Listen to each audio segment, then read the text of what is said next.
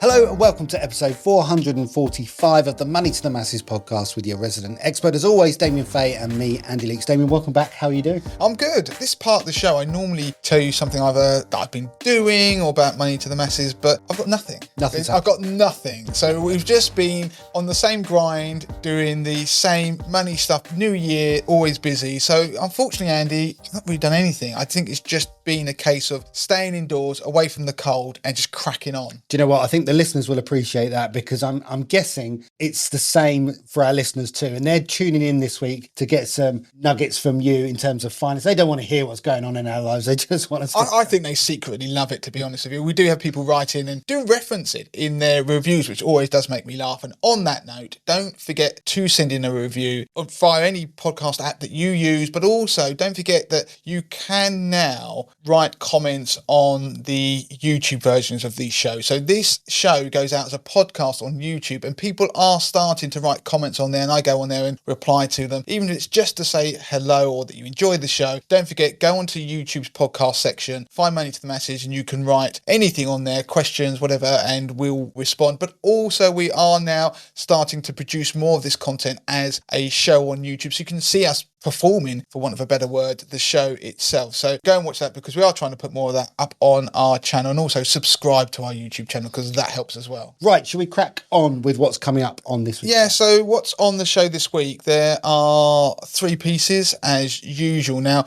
the first piece I want to do is in relation to taxation of interest on savings accounts. So there are more and more people that will be having to pay tax on their savings, and it's particularly relevant because we're heading towards the deadline for submitting tax returns. So there will be more people potentially who are needing to submit tax returns in relation to the tax on their interest, because interest rates are higher than they have been historically. So more people are earning interest. The next piece I'm going to be doing is in relation to something we did last week, New Year theme. So I'm not doing an investment piece this week. Again, I'm going to keep on this theme of people trying to start afresh, try and take control of their finances. And last week we were talking about making small changes and how they can compound. But one of the things I want to do is talk about reviewing the past. I'm going to do a piece on that. And Andy, finally, you're going to be talking about national insurance. Yeah, that's right. There's been a cut to national insurance on the 6th of January. So I'm going to do a short piece just explaining exactly what that means, how much people are potentially going to save, how much they're going to have extra in their take-home pay. And that's whether you are self-employed or employed, because there are additional changes to national insurance which are coming up for the self-employed as of the 6th of April. So we'll go through those details. But also, just to finish off the piece, we came up with some ideas on how you could use that money if you don't need it, if you like. So what you could do with the extra money, some ideas there. Yeah, so we've touched upon the cuts before when they were announced, but this is really going to be talking about what's the implications for your finances in a positive way, what you could do with that extra money. So let's kick straight on with the first piece. Now, I'm going to be talking about taxation of interest that you get on your savings account. So just to give a bit of a recap, when you get interest on your savings, that is actually paid to you gross. Now, if you go back many years, it used to be taxed at the basic rate. So you used to get interest on your savings that was actually 80% of what you were given, if that makes sense. So the net amount, it was taken off the effectively 20%. So all interest you were earning ultimately was paid to you net, irrespective of how much interest you were getting. It was just, that was the default. Yeah, it's net of the basic rate of tax, which I think back then was actually still 20%. So the reason I mention that as well, there's got a nice circular link with the beginnings of Money to the Masses. So when Money to the Masses was first created, the first ever article I wrote on Money to the Masses was to do with something called the R85 form. And it was a form that you could fill out and give to your bank that enabled you to receive your interest gross. And it was one of the tips that people didn't realise you could do that. And so for some people that made a lot of sense. So that was the first ever article. And so for many years, until fairly recently, it was still relevant to people. So anyway, that's a nice sort of trip down memory lane. I wonder if we've still got that article in the site and whether I should link to that, or is it best left in the past? It won't obviously be relevant. Style-wise, it's very different, but it does exist. And it will always exist because I think it's just one of those nice throwbacks to where we've come from. And now interest is paid gross, so we don't have to worry about the R85 form. But there comes a point where you will indeed end up paying tax. Now, just to give people a summary of what happens with tax, you have 3 allowances that can be applied to the interest that you earn. So interest on your savings, you can use your personal allowance. Everybody has a personal allowance. Typically that's £12,570 every tax year. That's if it hasn't been adjusted in any way. And on top of that, you then have something called the starting rate for savings. This is the one that most people don't know about. So you can earn up to £5,000 tax-free, so additional amount of interest a year. So the way this works is that you can earn up to £5,000, but for every pound that you earn over your personal allowance, that £5,000 allowance is reduced. So we're talking about, let's say you have pension earnings or wages that are more than your personal allowance, and in fact you get to £17,570, then what will happen is you don't get that starting rate for savings. So you just have the normal personal allowance. So that's why most people don't know about it, because most people don't get it. Now, on top of that, you also have the personal savings allowance. So that's the £1,000 allowance. So the £1,000 in interest that you're allowed to earn each year without paying tax if you're a basic rate taxpayer. So that's if you're a 20% taxpayer. And the band for that is you need to earn less than £50,270, but obviously more than the personal allowance of £12,570. So if you're in between that, you pay 20%. You have a personal savings allowance of £1,000 a year.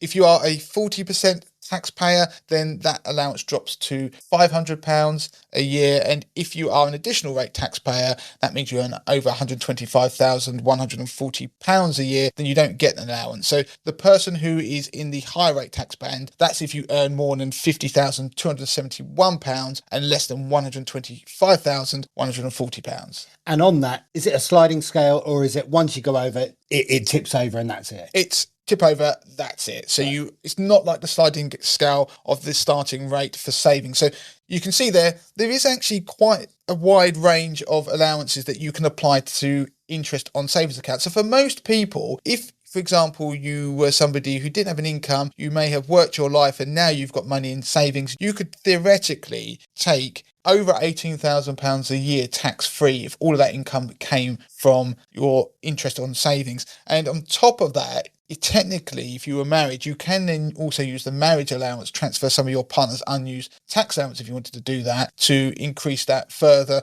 And of course, they have their own allowances in terms of the personal allowance, starting rate for savings, and personal savings allowance. So that gives you just a bit of a whistle-stop tour about how things are taxed. So for a lot of people, they won't be paying tax on the interest they get on their savings. And as you say, Damien, that was a whistle-stop tour, but we do go into it in a lot more detail in some articles that we have on the Money to the Masses website, including the personal savings allowance and also the marriage tax allowance, for example. We'll put links to all of those in the show notes. Yeah. So the reason why I'm talking about this now, and it's particularly relevant, is because let's say many of our listeners may earn the average wage in the UK, and therefore they are using their personal allowance against their wages, and therefore they don't get the starting rate for savings because they're earning more than the £17,570. If they're a basic rate taxpayer, they will only have the £1,000 personal savings allowance. Well, at the moment, you can relatively easily get 5% interest on savings because interest rates have gone so high thanks to the Bank of England raising the base rate. So you only have to have about £20,000 in savings to earn around £1,000 a year in interest. Now, if you're a 40% taxpayer, I'm talking about income tax, your savings allowance is only £500 a year. So you've already begun to the point where you're paying tax. My point is, we're not talking about ISAs here. So money in ISAs is tax-free. We're not talking about premium bonds. Money in premium bonds is obviously tax-free as well. Anything you get from that, the prizes, is tax-free. We're talking about the savings you have in ordinary savings accounts. So for more people, they're going to be starting to have to pay tax on the interest that they are now earning. So what do you do about that? They're in a world, for many people, they've never been here. So to explain what happens next is that you may not realise that your bank and building society are actually reporting the interest that you earn to HMRC. And they even report it even if you're not earning enough to pay tax. So if you're earning an amount that's less than your savings allowance or your personal allowance, they tell HMRC what you're earning. They also tell HMRC whether it's a joint account, because don't forget, any interest earned on a joint account is split in two. It's deemed to be 50-50. So one of you has earned half the interest, the other person's earned the other. So it's taxed in that way. So this is all happening already in the background, not necessarily even without our knowledge. It's just something that technology and the fact that a lot of stuff now with HMRC is done online, these two things are marrying up without your knowledge. Yeah, so they're occurring in the background. This is why people listening to this may not have paid into more than one ISA. I know the rules are changing, but people who are paying into more than one ISA in a given tax year, this is how they find out. This is why you get a letter from the taxman, effectively, HMRC, to say that you are paying into more than one ISA, don't do that again. And so this is all being reported. So they have a record of what you're receiving. Now, you don't have to worry if you are, for example, employed, so you're getting paid via PAYE, or you're maybe receiving a pension, because don't forget, if you get a pension from like a private pension, for example, or a company pension, that is paid via PAYE, so tax is deducted from that. Then what happens is your tax code will be adjusted in time to reflect the tax you should be paying on your interest on your savings. So you don't have to do anything. And the reason why this is probably interesting to people, because in the future, now we're at the world where people are now earning enough interest to warrant paying tax, they're going to notice their tax code is going to start to change possibly. Now, the one quirk of this system is that, let's say this tax year where people are earning a lot of interest, so they're getting 5%. And so let's say they breach the levels and they're going to end up having to pay tax on the interest that they've earned. So we're coming towards the end of the 2023-24 tax year. What will happen is that the reporting about the interest that you've earned doesn't occur until this summer. So the summer of 2024. Then what happens is that they don't actually decide on what your future tax code adjustment will be until some point, probably towards the autumn of 2024, which therefore means that the change in your tax code doesn't actually occur until the April of 2025. And so therefore you'll be having that adjustment throughout that whole tax year. But if you think about it, you're kind of having an adjustment, paying tax in 2025 to 2026 tax year for interest that you earned in the 2023-24 tax year. So there is a big delay. So in the future, if your tax code changes and you're wondering why, one of the reasons could be because of the interest that you earned in a period like now where interest rates are high. Now, the one other issue that there is with this is that HMRC actually dictate your tax code. Your tax code will be based upon the expectation of what you were earning in terms of interest in previous years. So it could mean that people will see adjustments going forward in their tax code and they not realise why, and they're actually not earning anywhere near as much interest as they had done previously. Let's just say the base rate gets cut, savings rates go down. So do be mindful, keep an eye on your tax code going into the future, because this could be one of the reasons why things have changed. So if you are somebody who isn't paid under PAYE, then the way you pay tax is through self-assessment. So you will be using self-assessment anyway if you already registered for it. If you earn more than £10,000 interest in a given year, you do have to register for self-assessment anyway. Even if you are under PAYE, you've got to declare it. And so that will mean there will be people out there who are lucky enough to have £10,000 a year in interest that they're earning. They will need to register for self-assessment. So the reason why this is obviously relevant is because we're coming towards the deadline, which is the 31st of January every year, where you have to do your self-assessment online. If you haven't done it via the post and registered that way in the October, you have to do that by this January. So I'm talking about, as I do this podcast, 2024. This self-assessment relates to the previous tax year, so 2022 to 2023. So a lot of people probably wouldn't have earned anywhere near the interest rates then, because rates hadn't gone high by that point. But savings rates have gone high this year. So when we get to the end of this tax year, just be mindful, look at what you've earned. You will be sent statements by your banks and building societies, so you can download them online for your annual interest rates. Do bear that in mind, that you may have to end up either declaring it on your self-assessment next January, the 31st of January 2025, or you might start seeing changes to your tax code. And it can be that you think you've paid too much tax. Well, if you're doing self-assessment, then you can make changes in your self-assessment to allow for that, or you can actually reclaim tax via something called an R40 form. There are a lot of people who are taking out fixed rate bonds, So they might have a 1 year, 2 year, 3 year, 5 year fixed rate bond. You only pay tax on the interest in the year that it's received. So if you've got a 5-year bond, you don't actually pay tax this year on the interest that's accruing in that product. You do it at the end of the 5 years. So you are going to have a bumper payment of interest when it matures, and that will be all taxed in that particular tax year that you receive it. So the final thing, it's just a reminder really that ISAs are a powerful way of keeping your money within a tax-free environment, and therefore HMRC not obviously taxing the income. So there've been many years where people started saying, the personal allowance, why bother with cash ISAs? And all that time I maintained that no, they are still useful. Building up your ISA pot with your allowance each year, because don't forget the ISA allowance is a use it or lose it allowance. You can't carry it over. This is the world now. If you've been doing that, you're benefiting from it because you've got more of your money locked away in things like ISAs. So it's just a reminder now, taxation on savings, it's starting to impact more people, and there are things you've got to watch out for. Okay, so let's move on to the next piece of the podcast then. We're going to be talking about national insurance and the recent cut that's happened to Class 1 national insurance contributions for the employed. So around 27 million people have been impacted by this cut, where Class 1 national insurance contributions have gone from 12% to 10%. So what we'll do is I'll explain around about how much that's going to save people based on various different earnings bands so that people can understand exactly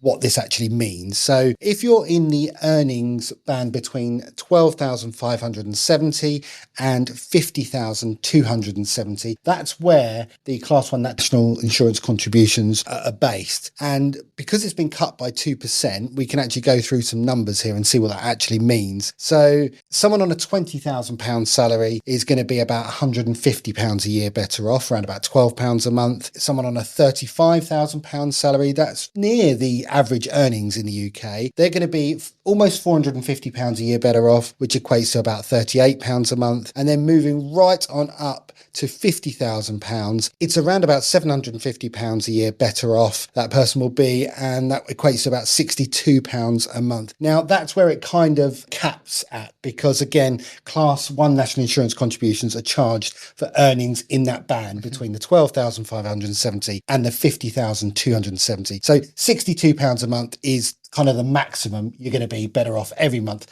thanks to this insurance cut. And so I'm just looking over your shoulder there, your numbers, Andy, and you also worked out interestingly what that meant as a kind of percentage increase to their take-home pay. And I'm looking there, it broadly for the lowest bands that you mentioned, or lowest wages I should say, that you mentioned, it's about 0.75%, and the higher end it's about 1.25 or 1.3%, something like that, depending where you are, actually up to as much as 1.5%. And the reason why that is interesting is because this goes back to last week's podcast in the circular way, doesn't it, in terms of the 1% difference. If you make those small incremental changes of 1%, then the impact that it can have. And this is obviously a round about 1% saving that people are. They're going to be 1% better off. And then this is where you came up with the idea for this part of the podcast, actually, which is doing something useful at that 1%. Yeah, exactly. That's it. And just to reiterate, this has happened from the 6th of January. So people will be probably looking out for their pay slips, just to be mindful that depending on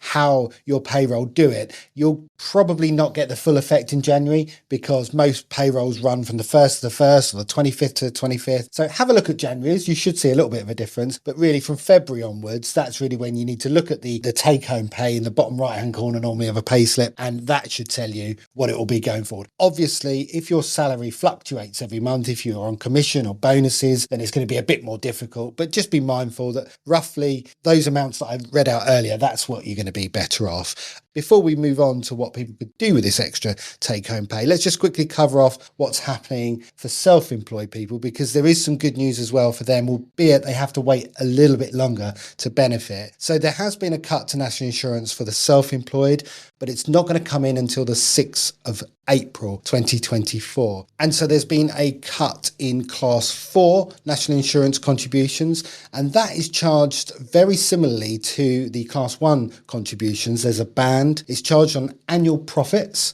of the self-employed between £12,570 and £50,270. So if you're a business and you submit your accounts and you make a profit of between £12,570 and £50,270, you are charged a percentage percentage. Now, it was previously 9%, but from the 6th of April, that's been reduced by 1% to 8%. So there is a reduction in that. And the interesting thing is there is actually another type of national insurance contributions for the self-employed, which has been completely abolished. And that's class 2 national insurance contributions, which is charged rather than a percentage, it's an actual figure. It's £3.45 per week. If you have profits as a business more than 12,570, there are some voluntary contributions you can make if your profits are below that, but that's now been abolished. And so with a reduction of class 4 national insurance contributions and the abolishment of that class 2 national insurance contributions, the self-employed will be better off from the 6th of April going forward.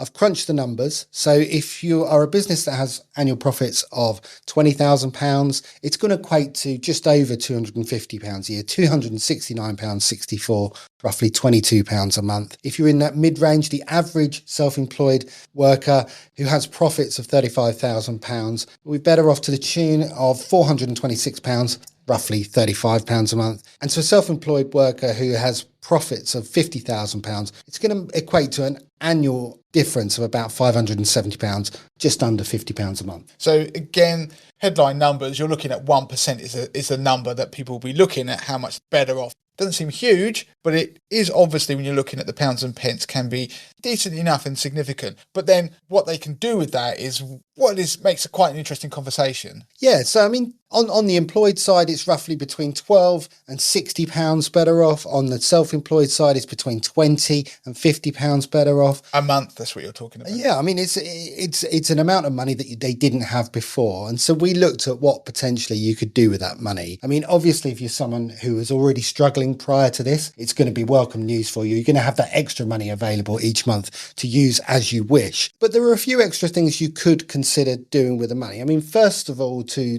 cover off the fact that if you were in debt, then it wouldn't be a bad idea to use this extra money to pay off debt. For example, if you've got a credit card and you're used to just paying off the minimum each month, it would be a really good idea to get in contact with that card provider and up that minimum and include this amount extra you're getting and fix that amount each month. Yeah, and especially if you're working towards a budget, you've got budgeting apps, you've got budgets. This is money that you weren't expecting you could add to it. This is taking the principle of, if you get a pay rise, that you use the additional money and you still maintain the current lifestyle that you have, but use that additional money for other purposes. And this is just taking that concept. Yeah, the government's giving you this extra small increase, but you could use it, like Andy said, to pay towards debt, which could have a significant impact over the long term, assuming, of course, the saving will remain and it won't change in the future, or we won't have a change of government, etc., etc. But at least for now, this is an increase that people weren't expecting. So we've covered off using the money if you need it. We've also looked at potentially using that money to pay down on debt. You could also use this extra money to build up an emergency fund if you haven't done so already. So an emergency fund is a financial buffer that you can use to help combat those nasty surprises. If the boiler breaks, for example, if the car breaks down, rather than having to potentially find borrowing for that, a credit card or a loan, you can dip into that emergency fund. And it's a good idea for everyone to consider having one of those if they haven't got it already. Yeah, and you could even just put it into savings generally that you might have access to. You could put it towards something maybe for Christmas next year, because the people who are employed, like you said, Andy, they're going to have around about 12 months of this. Not quite full 12 months, but they're going to have a significant sum that could be built up. Let's say you managed to save £50 a month by this, then obviously you're going to have some heading towards £600 by the end of the year. Of course, there are other things you could invest it. You could do things for putting in children's accounts, junior ISAs, etc. But obviously that's all with the caveat that you can't get the money back out of a junior ISA. It's for the child's benefit, and you won't be able to take it out in most circumstances until they are 18. Well, they won't be able to because it's their money. But you could put it in, for example, a easy access account if that's what you wanted to do to get a better rate of return. There are regular savers out there you can get now which still pay 8% interest, which is where you put a regular monthly amount, like £50, for example, into the account, and they give you an interest rate that's equivalent to 8% a year. So they are ideas. I mean, you've got one or two others as well. Yeah, so an interesting consideration is you could actually use this extra money to plug any gaps that you have in your national insurance contribution record. So you're kind of using the cut to national insurance to boost your national insurance contribution. So if you've got missing years, so people can go and get a state pension forecast. So you can go and do that, it's free. And if you did have gaps, like Andy says, then you could use that money to try and fill the gaps from past years. We'll put a link in the notes actually that explains how you do that, how you check, and how you could potentially plug any gaps. It won't be everybody, but there are some people who may have gaps in their record. They may have, for example, not worked for periods of time or something like that. Then they could use this as an idea to plug the gaps. Yeah, and where it's particularly exciting, for just £800, you could plug a full year's worth of national insurance, which will boost your state pension by £303. But that's per year, so you only have to be drawing a state pension for 3 years to make back the money you've put in, and any money after that is extra money. So, I mean, if you live for 20 or 30 years after your state pension age, it's money well spent. And the final thing I want to discuss on the pod is consider putting this or diverting this extra money that you've got into your personal pension, because straight away you're going to be getting an extra boost from the government because you get tax relief on the contributions. So let's say the same as £40 a month, you put £40 a month in your pension. That would actually, assuming you're basic rate taxpayer, that would actually equate to a £50 amount going into your pension gross once the tax is claimed by the pension provider. So it is a way of topping up your pension as well, which obviously can have a big impact over the long term. Yeah, I've crunched some numbers here. Someone who's 45, for example, and there's a lot of assumptions that this money is going to continue. Let's assume it does, and you regularly put that money in each year, assuming a 5% growth, very, very round numbers, but just to get you excited, by the time a 45-year-old turns 67, it could be an extra £50,000 that could be worth. Brilliant. I love that piece, Andy, because it takes the idea of something that's happening, and it's those small incremental changes which have come about. We talked about it last week, the one thing to do different, making the 1% difference. It's almost wonderfully circular that the following week we've got examples of a 1% difference can have a big impact on lots of areas of your finances. And it's an amount of money that has effectively come from nowhere really for a lot of people. So good piece, Andy. I'm going to move on to the final piece of the podcast, and it's about doing things differently. Kind of links nicely to what you're mentioning there in terms of looking at things and doing it slightly differently.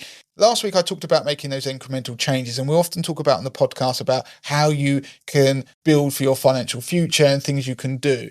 Now, there is another element to this that we don't always talk about, but it's about how you reflect upon what you've done in the past. So the new year is always a time where people reflect backwards, and I'm talking about in their personal life, not just money. Actually, most people don't reflect back when it comes to money. They tend to look at it about what's happened in their relationships and things like that, and that almost spurs them on in some way to try and make a change. Now, I think it's important that people try and use that same reflection, but to look back at their personal finances. Now, there are a host of things out there that you will see where people talk about ways of doing this, but I want to just keep it fairly simple. So what I wanted to do was take this idea and give some examples about how people could do this to go forward. And the aim is to try and increase your chances of success in the future. Because the issue you have, you can try and make changes and perfect what you're trying to do going forward. But if you've still got behaviours that cause you not to achieve what it is that you want to achieve, then it's a bit like driving a car while pushing the brake and accelerator at the same time. And sometimes you might want to look back and reflect and say, yeah, that was a behaviour that I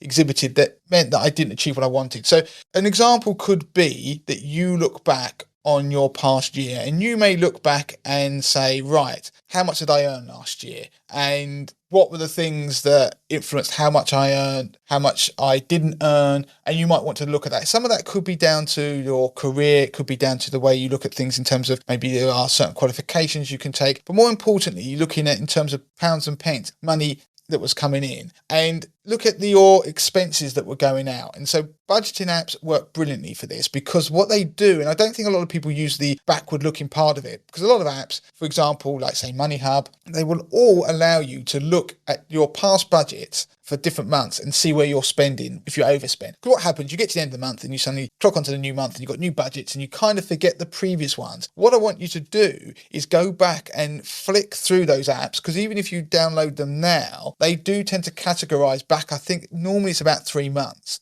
but they do categorize your spending, habits. And the reason why, looking back and reflecting upon it, is you can reflect upon the months where you succeeded in living to your means or keeping to budgets, and the ones where you didn't, and then go back and try and identify what were the triggers that caused you to adhere to your budgets or to bust them. And an example of my own personal finances, I've worked out by looking back at these things that if I try and keep a slightly tighter ship in the first 2 weeks of a month and not just get to payday and go for the blowout, which is what everyone feels like doing, it doesn't mean I'm necessarily limiting myself, but try and manage that. Then by the end of the month, I am much more likely to succeed in my budgeting, because I will spend more than I did in the first 2 weeks, but I'm not likely to blow it out. And I can see that because they draw charts and they can show you where your line is month to month compared to the previous month when you're looking at your discretionary spending. So by looking at the analysis, you can start to see what are the drivers in terms of your success or your lack of success. Now, one of them, the word Amazon is like, it's like kryptonite to any budget that I have. So Amazon is one of those retailers where things are so easy that they're constantly looking, and it could be like £5 comes in today from Amazon. You're buying things off it all the time, things that we need as a family. Because of the lack of resistance when you're purchasing anything with Amazon, it makes it too easy. But if I didn't use Amazon, I probably would save a lot of money anyway, because I wouldn't be buying some of the things I probably would make do, or the friction there would probably help me not spend as much, because it's all too easy just to press a button and buy things on Amazon. So I know that if I really wanted to rein in my spending, probably looking at what I buy or what we do as a family on Amazon would be one of those things. And I think the other thing is to look at your savings and investments that you have, how much you've put in, when you succeeded in putting as much as you wanted, when you didn't succeed. You can look at your investment returns, what drove the returns. Was it your behavior in terms of when you bought investments or you sold out, or when the market dipped, did you sell out rather than stay in? Look at what the market did versus your own investments.